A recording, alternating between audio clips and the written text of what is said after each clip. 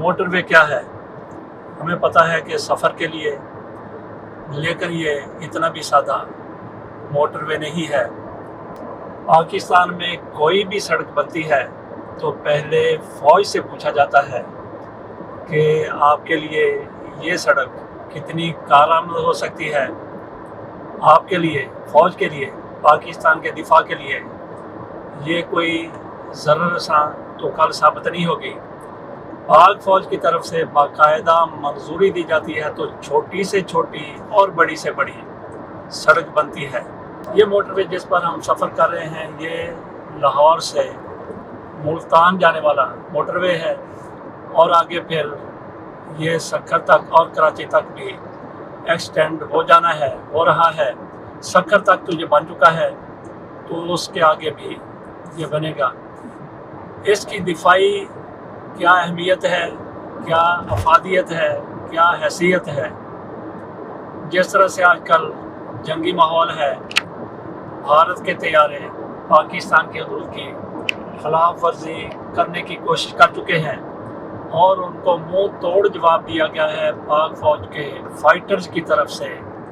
2 रोज़ कबल 4 जहाज़ पाकिस्तान की हदूद की तरफ देख रहे थे, दाखिल नहीं हुए थे कि पाक फ़ज़ाइया के जहाज़ भी उड़े और उनको फिर पता है, उनको मतलब इंडियन जहाज़ों को, इंडियन पायलट्स को, कि 2019 27 फरवरी को अभिनंदन और कभी नंदन ये 2 जहाज़ मार गए थे।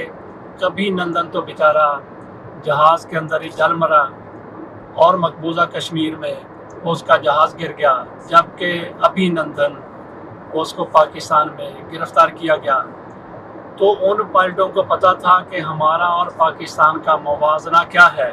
जैसे उन्होंने फिर पाकिस्तानी पायलट्स को देखा कि वो भी आ गए हैं तो उन्होंने दौड़ लगा दी, वापस चले गए। तो ये बहुत बड़ा फ़र्क है पाकिस्तान के पायलटों में और इंडिया के पायलटों में। और ये इंडिया जैसे ही कशीदगी हुई है उनकी तरफ से ऐलान किया गया कि हम मज़ीद राफेल तैयारे फ्रांस से ख़रीद रहे हैं और ऑर्डर दे दिया गया। लेकिन 1.5 दिन के बाद जब दुनिया ने देखा कि वही राफेल तैयारे जिनमें बैठकर भारतीय पायलट पाकिस्तान का रुख कर रहे थे उनको पाकिस्तान की फ़ज़ाइया की तरफ से मार भगाया गया, तो ये ऑर्डर इंडिया क्या उस पर कायम रहेगा? दुनिया को क्या पैगाम गया है कि राफेल तैयारे क्या इस मकसद के लिए फ्रांस से लिए गए थे कि पाकिस्तान की हदूद में दाखिल होने की कोशिश करें, पाकिस्तानी तैयारों को देखें तो भाग जाएं। तो जितनी साख इनकी मिट्टी में मिल गई है इन राफेल तैयारों की, मेरा ख्याल है कि ये तेजस जो इंडिया का अपना जहाज़ है उसकी तो बिल्कुल ही आत्मा रुल गई है। वो किसी खूह खाते में नहीं आता, किसी खाते में नहीं आता, बल्कि खूह में चला गया। तो इसी तरह से ये वाला जहाज़ राफेल, उसकी भी आत्मा रुल गई। अगली बात हमने ये भी करनी है कि जहाज़ पर इतना ज़्यादा डिपेंड नहीं करता, असले पर इतना ज़्यादा डिपेंड नहीं करता, करता तो है लेकिन सबसे ज़्यादा इन्हिसार होता है कि चलाने वाला कौन है। चलाने वाला अगर अभिनंदन है तो उसके हवाले मिराज कर दिया जाए, सुखोई कर दिया जाए, राफेल कर दिया जाए, F-16 कर दिया जाए या F-35 कर दिया जाए, तो उसका अंजाम वही होना है जो इन पायलट्स का, भारतीय जहाज़ों का हो रहा है। लेकिन अगर पायलट उसमें MM आलम, सरफराज रफ़ीकी इस तरह के बैठे हुए हैं तो फिर नतीजा बिल्कुल ही मुख्तलिफ होता है। आ जाते हैं मोटरवे पर। इस मोटरवे के इर्द गिर्द भी हमें हरियाली नज़र आ रही है।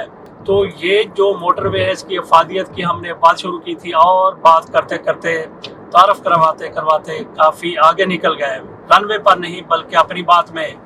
तो ये मोटरवे जो है ये रनवे के तौर पर भी इस्तेमाल हो चुका है और आइंदा भी इस्तेमाल होगा। ये जो दरमियान में आपको डिवाइडर बने हुए नज़र आ रहे हैं, इनको यहाँ से उठाया जा सकता है, अलग रखा जा सकता है। दूसरा रनवे जो इस्लामाबाद जाता है, लाहौर से इस्लामाबाद से लाहौर, वो सारे का सारा तकरीबन रनवे के तौर पर इस्तेमाल होता है। मेरा ख्याल है कि मैं उसको रनवे कह गया हूँ, मोटरवे कहना था। अगर मोटरवे कहा तो ठीक है, मतलब भी यही है कि मोटरवे जो लाहौर से इस्लामाबाद और इस्लामाबाद से लाहौर आता है वो तकरीबन सारे का सारा रनवे के तौर पर इस्तेमाल हो सकता है, और उसकी मार्किंग भी की गई है। वो हम आपको कई मरतबा अपने व्लॉग्स में दिखा चुके हैं। तो भारत को मुंह तोड़ जवाब देने के लिए हमारी हर सड़क रनवे के तौर पर इस्तेमाल होगी, और हर पाकिस्तानी शहरी वो आप समझ लीजिए कि पाकिस्तान के दिफा के लिए बिल्कुल तैयार है, बिल्कुल मर मिटने के लिए अपने वतन की खातर बिल्कुल तैयार है। तो भारत की तरफ से, और ये भी यहाँ पे बात कर दें कि ये जंग होगी या नहीं होगी। वैसे मैं तो शुरू से ये बात कर रहा हूँ कि बड़ी जंग नहीं होगी। हो सकता है कि भारत की तरफ से कोई सर्जिकल स्ट्राइक कर दी जाए, और उसका भी वही हाल होगा जो पहले भारत की सर्जिकल स्ट्राइक का किया गया था। और भारत की तरफ से ये दावा किया गया था उन दिनों हमने एक F-16 गिरा दिया है, हालांकि F-16 तो गिरा ही नहीं था, अमेरिका की तरफ से भी इसकी वजाहत आ गई थी। तो बहरहाल F-16 पाकिस्तान का इन्होंने क्या गिराना है, ये तो खुद ही पाकिस्तान के तैयारों को देख के दौड़ लगा देते हैं। बात हम कर रहे थे नरेंद्र मोदी की तरफ से, उनकी तरफ से जंग का ज़्यादा ही उनको शौक है, लेकिन जंग खेड़नी होती जनानियाँ दी, ये मर्दों की खेल है। तो मोदी साहब को ये भी पता होना चाहिए कि जंग के और भी 1000 पहलू होते हैं, 1 2 3 4 नहीं बल्कि 1000 पहलू होते हैं। ये नहीं कि आपने लड़ाई लड़ी, एक मुल्क हार गया, दूसरा जीत गया, बराबर रह गए, उनका नुकसान हो गया, हमारा नुकसान हो गया। लेकिन इसमें ये भी होता है कि आपको उसके बाद भी इसके नताइज भुगतना पड़ते हैं। हमने ये भी देखा कि दूसरी जंग अजीम के बाद वो जंग कितने अरसे तक बाद में भी जारी रही, और फिर ये भी देखा सद्दाम हुसैन को देख लें, उन्होंने भी जंग लड़ी थी कुवैत पर। उन्होंने हमला किया तो पहले वो फाज़े नजर आ रहे थे, लेकिन उसके बाद उनके साथ क्या हुआ, उनको फांसी के तख्ते पर पहुंचा दिया गया। और यही सद्दाम हुसैन जिन्होंने ईरान के साथ भी जंग छेड़ी थी, वो जंग में भी कोई नतीजा उस तरह से नहीं निकल सका जिस तरह से सद्दाम हुसैन चाहते थे। इसी तरह से नरेंद्र मोदी जिस तरह से पाकिस्तान पर हमला आवर होने की कोशिश कर रहे हैं, जंग होगी और जंग के बाद क्या होगा बहुत कुछ हो सकता है। जैसे कि कहा कि 1000 पहलू जंग के होते हैं, तो उसमें जंग अजीम दोनों की हमने बात की।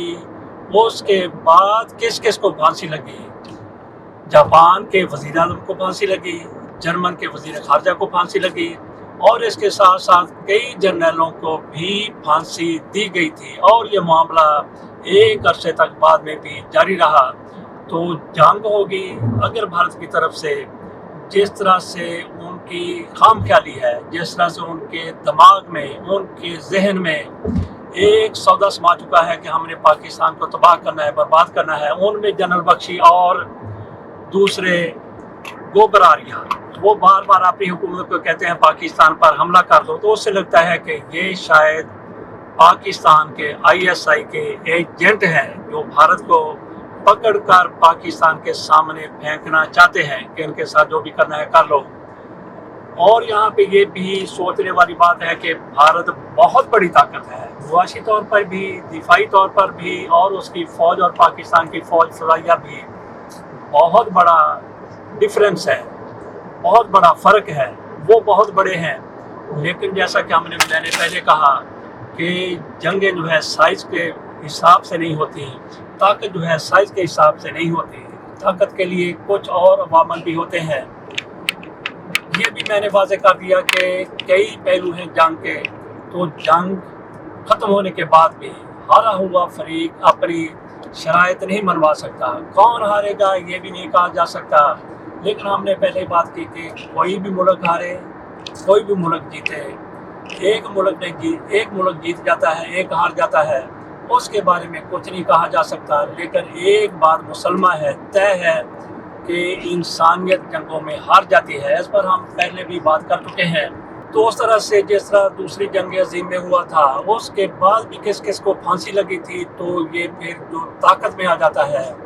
जैसा कि पहले कहा कि शुरू में सद्दाम हुसैन भी जीता हुआ नजर आ रहा था, इसी तरह से दूसरी जंग अजीम में कभी जापान, जर्मनी ये इत्तेहाद जीता हुआ नजर आता था, तो कभी दूसरे। लेकिन आखिरकार निश्चित फ़राज के बाद उतार चढ़ाव के बाद कौन जीता?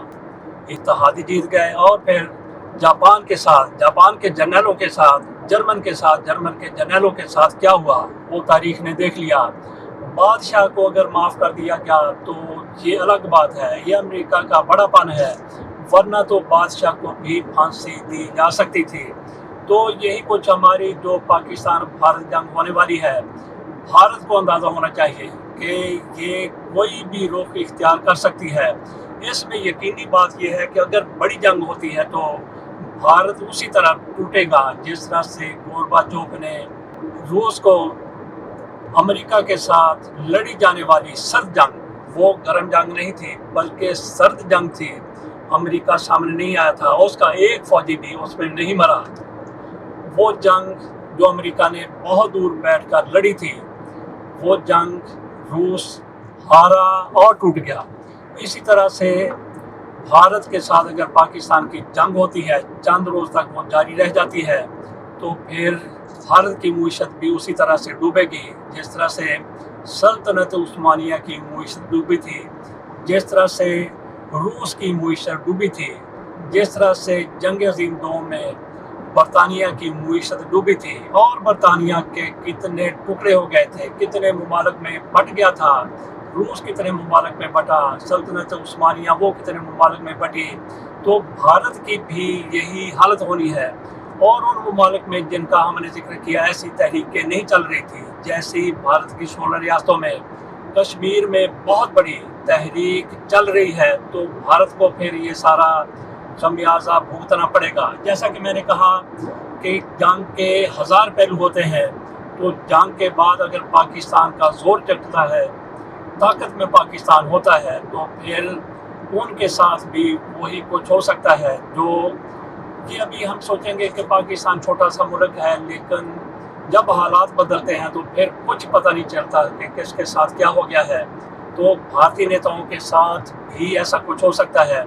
यहाँ पे चलते चलते हमने ये भी बात करनी है कि 1971 की जंग में जिस तरह से पाकिस्तान के 30,000 कैदी भारत की कैद में थे, इंदिरा गांधी वज़ीर आज़म थी, तो ये जुल्फ़िकार अली भुट्टो की बहुत बड़ी कामयाबी थी कि पाकिस्तान के फ़ौजियों को 30,000 33,000 लोगों को, फ़ौजियों को 93,000 कुल तादाद थी उन कैदियों की, जिनमें सिविल भी थे, सिविल सरकारी मुलाजम थे, सिविलियन थे, तो उनमें 33,000 30,000 तो फ़ौजी थे, और उनके ख़िलाफ़ भारत की तरफ से चार्ज लगाया जाता था। कई जनरलों पर, कई अफसरों पर कि इन्होंने जंगी जुराइम किए हैं, लेकिन जुल्फ़िकार अली भुट्टो की बड़ी कामयाबी थी कि वो सारे कैदियों को छुड़ा के ले आए। इसके साथ साथ मुझे ये भी एतराफ़ करना पड़ता है कि इंदिरा गांधी जो उनकी वज़ीर आज़म थी, उनमें कोई इंसानियत थी, मोदी में बिल्कुल नहीं है। अगर उनमें इंसानियत ना होती तो वो हमारे कई जनरलों का कोर्ट मार्शल करवाती, कोर्ट मार्शल या जो भी वहाँ पे अदालत बैठती, उनको भी उसी तरह से सजाएं दी जा सकती थी जिस तरह से जंग अज़ीम दोम के बाद बहुत से जनरलों को, हत्ता के वज़ीर आज़म को, वज़ीर ख़ारजा को सजाएं सुनाई गई थी, सजाएं दी गई थी, फांसियों पर लटका दिया गया था। इंदिरा गांधी का मैं समझता हूँ कि ये बड़ापन है कि उन्होंने किसी भी पाकिस्तानी जर्नैल के ख़िलाफ़ कोई हतमी तादीबी बहुत बड़ी कार्रवाई नहीं की, हालांकि वो कर सकती थी। तो ये बहरहाल इतराफ़ हमने करना है। तो जंग की तरफ आ जाते हैं। हमने बात शुरू की थी कि पाकिस्तान की हर सड़क रनवे के तौर पर इस्तेमाल होगी, और जिस मोटरवे पर हम जा रहे हैं ये भी रनवे के तौर पर इस्तेमाल हो सकता है, और हर पाकिस्तानी शहरी पाक फ़ौज के शाना बिशाना होगा, एक फ़ौजी की तरह। इसके साथ इजाज़त दीजिए, अल्लाह हाफ़िज़।